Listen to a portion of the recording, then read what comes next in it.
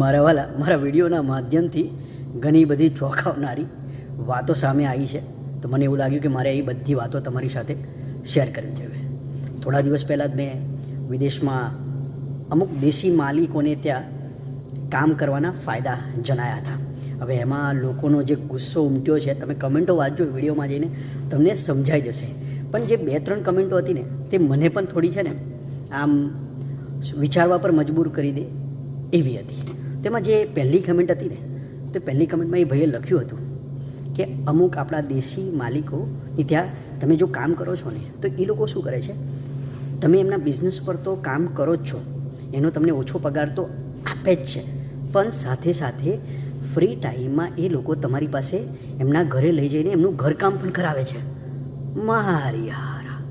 પછી બીજી કમેન્ટ એવી હતી કે હું એમના બિઝનેસ પર તો કામ કરું જ છું, પણ ઘણીવાર એમની ગાડીને સાફ કરી નાખું છું, ગાડીને ધોઈ કાઢું છું, ને ઘણીવાર ગાડીના અંદરથી હુવર મારું છું. એટલે એ ગાડીમાં એ દેશી માલિકોના બાળકો ગંદકી કરે, અને જે વર્કર જે એકચ્યુઅલમાં એના બિઝનેસ પર કામ કરવા માટે રાખ્યું છે, એ એની ગાડી ધોવે પણ કરો અને સાફ પણ કરે. વાહ, નીચતાની હદ ભાઈ યાર. અને ત્રીજી કમેન્ટ, આ તો મને એવું લાગે છે આનાથી, આ પરિસ્થિતિમાંથી તો મોટા ભાગના લોકો વિદેશમાં ગુજરી ચૂક્યા હશે શરૂઆતમાં, કે તમે જ્યારે કોઈ દેશી માલિકની ત્યાં કામ કરો છો ને, અને તમારે કોઈ પણ મેડિકલ ઇસ્યુ આવે છે, અને તમારે કદાચ વીકની કે 2 વીકની કે 3 વીકની એવી કોઈ રજા લેવાની આવે છે, ત્યારે એ લોકોનો એટીટ્યૂડ સાવ બદલાઈ જાય છે, અને એ લોકો શું કરે, તમારાથી ટોટલી કટ ઓફ કરી નાખે છે.